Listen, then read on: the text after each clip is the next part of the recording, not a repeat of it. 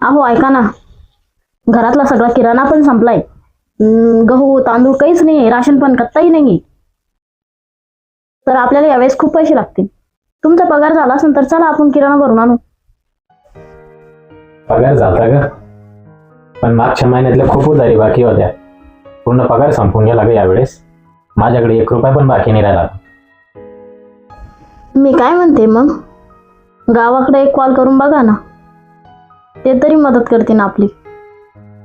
कसे पैसे मागू ग त्यांना? कोण्या तोंडानं पैसे मागू ग? तुला तर माहितीच आहे यावर्षी पावसानं किती घाण केली ग आपल्या शेतीची. काहीच हाती लागलं नाही ग त्यांच्या, काहीच हाती नाही लागलं. तेच एक टाइम जेवताय 2 दिवस उपाशी राहताय ग. कसे पैसे मागू ग मी त्यांना? नाही मागू शकत ग मी त्यांना पैसे. नाही ग माझ्या हिंमत. जाऊ द्या हो, जाईन मी 2 दिवस कामाला, करेन काहीतरी ॲडजस्ट.